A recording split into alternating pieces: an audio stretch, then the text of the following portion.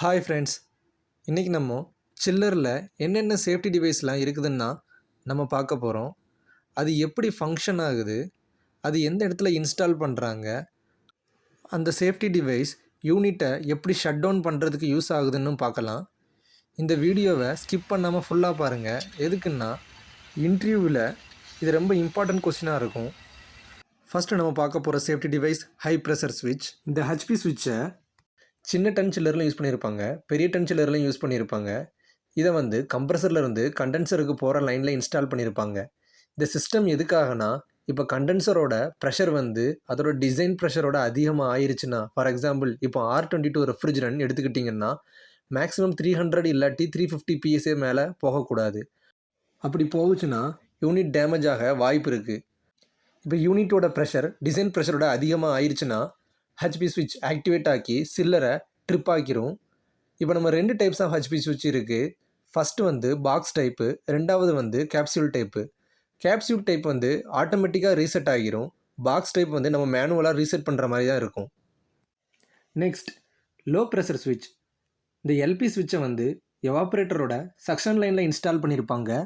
இப்போ யூனிட்டில் ரெஃப்ரிஜரண்ட்டோட குவான்டிட்டி கம்மியாக ஆயிடுச்சுன்னா ஆட்டோமேட்டிக்காக காப்பர் பைப்பை சுற்றி ஐஸ் ஃபார்மேஷன் ஆகிரும். ரெஃப்ரிஜரண்ட் கம்மியாக ரெண்டே வாய்ப்பு தான் இருக்குது. ஒன்று காப்பர் பைப்பில் லீக்கேஜ் இருக்கணும், இல்லாட்டி காப்பர் பைப்பில் பிளாக்கேஜ் ஆகிருக்கணும். அப்போ யூனிட்டோட ப்ரெஷர் கம்மியாகிரும். அப்படி ப்ரெஷர் கம்மியாகும்போது எல்பி ஸ்விட்ச் யூனிட்டை ட்ரிப் ஆக்கிரும். எல்பி ஸ்விட்சை ரீசெட் பண்ண வேண்டிய அவசியம் இல்லை. கிராஸை ரீசார்ஜ் பண்ணால் ஆட்டோமேட்டிக்காக ரீசெட் ஆகிரும். இப்போ நம்ம நெக்ஸ்ட் பார்க்க போகிற சேஃப்டி டிவைஸ் பார்த்திங்கன்னா ஆன்டிஃப்ரீஸ் தெர்மோஸ்டாட். இது எங்கே இன்ஸ்டால் பண்ணியிருப்பாங்கன்னா சில்லரோட எவாப்ரேட்டரில் தான் இன்ஸ்டால் பண்ணியிருப்பாங்க. இப்போ இந்த ஆன்டிஃப்ரீஸ் டிவைஸ் எப்படி யூஸ் ஆகுதுன்னு பார்க்கலாம். இப்போ எவாப்ரேட்டர் போகக்கூடிய ஃப்ளோ ஸ்டாப் ஆகுது. அது எதனால் ஸ்டாப் ஆகும்? எவாப்ரேட்டருக்குள்ளே ரெஃப்ரிஜரண்ட் வாட்டருக்கு ஹீட் எக்ஸ்சேஞ்ச் பண்ணலைன்னு அர்த்தம். அப்படி ஹீட் எக்ஸ்சேஞ்ச் ஆகாதப்போ எவாப்ரேட்டரில் உள்ள தண்ணி ஐஸ் ஃபார்மேஷன் ஆயிரும், உறைஞ்சி போய். ஃபார் எக்ஸாம்பிள் இப்போ ஒரு பாத்திரத்தில் தண்ணியை வச்சு ஐஸ் கட்டி ஆக்கும்போது அந்த தண்ணி எடுத்துக்கிட்ட இடத்த விட ஐஸ் கட்டி அதிகமான இடத்த எக்ஸ்பெண்ட் ஆக்கி ஆக்குப்பை பண்ணும். அதே மாதிரி தான் இப்போ நம்ம எவாப்ரேட்டருக்குள்ளே தண்ணி இருக்குது, அது ஐஸ் ஃபார்மேஷனாக ட்ரான்ஸ்ஃபார்ம் ஆகும். அப்படி ட்ரான்ஸ்ஃபார்ம் ஆகும்போது அது எக்ஸ்பெண்ட் ஆகும். அப்படி எக்ஸ்பெண்ட் ஆனிச்சுன்னா காயில் பிளாஸ்ட் ஆகி எவாப்ரேட்டர் டேமேஜ் ஆக வாய்ப்பு இருக்குது. அப்படி டேமேஜ் ஆகாமல் இருக்கிறதுக்கு தான் ஆன்டிஃப்ரீஸ் சிஸ்டமை நம்ம யூஸ் பண்ணுவாங்க. இப்போ எவாப்ரேட்டரில் வாட்டர் ஃப்ரீஸ் ஆகுச்சுன்னா டிசைன் டெம்பரேச்சரோட கம்மியாக ஆகும்போது ஆன்டிஃப்ரீஸ் சிஸ்டம் யூனிட்டை ட்ரிப் ஆக்கிரும். வாட்டர் ஃப்ளோ ஸ்விட்ச். இப்போ இந்த டிவைஸை எங்கே இன்ஸ்டால் பண்ணியிருப்பாங்கன்னு பார்த்தீங்கன்னா, இப்போ வாட்டர் கூல் சில்லரை பொறுத்தவரை கண்டென்சர் எவாப்ரேட்டர் இந்த ரெண்டுலேயுமே இன்ஸ்டால் பண்ணியிருப்பாங்க. இப்போ ஏர் கூல் சில்லருன்னா இப்போ ஜஸ்ட் எவாப்ரேட்டரில் மட்டும் இன்ஸ்டால் பண்ணியிருப்பாங்க. இப்போ எவாப்ரேட்டராக இருக்கட்டும் கண்டென்சராக இருக்கட்டும், அதில் வாட்டரில் ப்ரெஷர் இல்லாதப்போ ஃப்ளோ கம்மியாயிரும். அப்போ வாட்டர் ஃப்ளோ ஸ்விட்ச் என்ன பண்ணும்னா யூனிட்டை ட்ரிப் பண்ணி ஷட் டவுன் பண்ணிடும். ஃபார் எக்ஸாம்பிள் இப்போ கண்டென்சரில் ப்ராப்பர் வாட்டர் ஃப்ளோ இல்லாதப்போ அது கண்டென்ஸ் ஆகாது, ஹை ப்ரெஷருக்கு போய் பிளாஸ்ட் ஆக சான்சஸ் இருக்குது. அதே மாதிரி தான் எவாப்ரேட்டரும், எவாப்ரேட்டரில் வாட்டர் ஃப்ளோ இல்லாதப்போ அது ஐஸ் ஃபார்ம் ஆகிறதுக்கு நிறைய சான்சஸ் இருக்குது. Next safety device phase reversal. For example இப்போ ரெசிப்ரோகேட்டிங் கம்ப்ரஸர் எடுத்துக்கிட்டிங்கன்னா அதை நம்ம 2 டைரெக்ஷன்லையும் ரன் பண்ண முடியும். ஆனால் ஸ்க்ரூ கம்ப்ரஸரையும் ஸ்க்ரோல் கம்ப்ரஸரையும் அப்படி ரன் பண்ண முடியாது. 1 டைரெக்ஷனில் தான் ரன் பண்ண முடியும். இப்போ 3 பேஸ் சில்லரில் ஒரு பேஸ் ராங்காக கனெக்ஷன் பண்ணிட்டாலும் மோட்டர் ராங் டைரெக்ஷனில் ரொட்டேட் ஆகும். அப்படி யூனிட்டை ரன் பண்ணால் கம்ப்ரஸர் சிஸ்டத்தை கூல் பண்ணாமலே ஜஸ்ட் ரன் ஆகிட்டு இருக்கும். ராங் டைரெக்ஷனில் ரொட்டேட் ஆகிறதுனால யூனிட் டேமேஜ் ஆகிரும். அப்படி எந்த ஆக்சிடெண்ட் ஆகாமலும் இருக்கிறதுக்கு தான் பேஸ் ரிவர்சல் ப்ரொடெக்ஷன் இன்ஸ்டால் பண்ணுவாங்க. அது யூனிட்டை ட்ரிப் ஆக்கிரும். யூனிட்டை நம்ம திரும்ப ஸ்டார்ட் பண்ணணும்னா சர்க்யூட் டிராயிங் படி ப்ராப்பர் கனெக்ஷன் பண்ணதுக்கப்புறம் ஸ்டார்ட் ஆகும். Next single phase preventer. இதை சில்லரோட பேனலில் இன்ஸ்டால் பண்ணியிருப்பாங்க. இப்போ சில்லரோட கம்ப்ரஸராக இருக்கட்டும் மோட்டராக இருக்கட்டும் 3 ஃபேஸாக தான் இருக்கும். இப்போ அதில் ஒரு ஃபேஸில் பவர் வராமல் யூனிட் ரன் ஆனாலும் யூனிட் டேமேஜ் ஆக சான்ஸ் இருக்குது.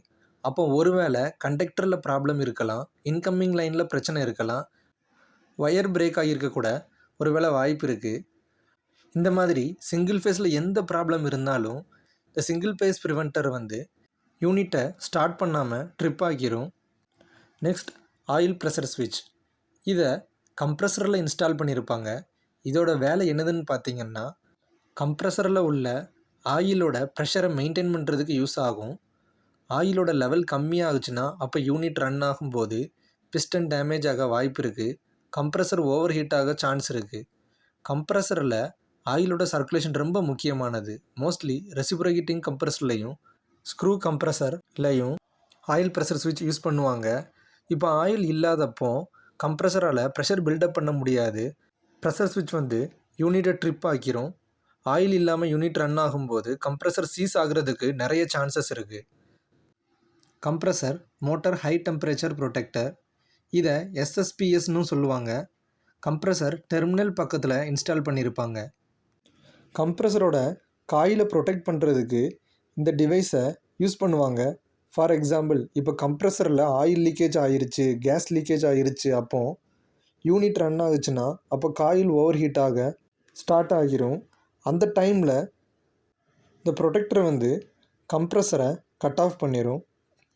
எஸ்எஸ்பிஎஸோட அப்ரிவியேஷன் பார்த்திங்கன்னா solid state protection system. Next, pressure relieve valve. இந்த வால்வ் கண்டென்சர் சைடில் காப்பர் பைப்பில் இன்ஸ்டால் பண்ணியிருப்பாங்க. இதோட ஃபங்க்ஷன்ஸ் பார்த்திங்கன்னா, இன்கேஸ் ரெஃப்ரிஜரண்ட் ஹை ப்ரெஷரில் போகும்போது ஹச்பி ஸ்விட்ச் வந்து யூனிட்டை ட்ரிப் ஆக்காமல் விட்டுருச்சுன்னா அந்த டைமில் ப்ரெஷர் ரிலீவ் வால்வ் வந்து ரெஃப்ரிஜரண்ட்டை அட்மாஸ்பியரிக் ஏரோட வெளியில் ரிலீஸ் பண்ணிடும். அப்படி ரிலீஸ் ஆகாமல் யூனிட் ஹை ப்ரெஷரில் ரன் ஆகுச்சுன்னா கம்ப்ரஸர் இல்லாட்டி காப்பர் பைப் பிளாஸ்ட் ஆக நிறைய சான்சஸ் இருக்குது. அதனால் பெரிய ஆக்சிடென்ட்ஸ் ஃபேஸ் பண்ணது மாதிரி இருக்கும்.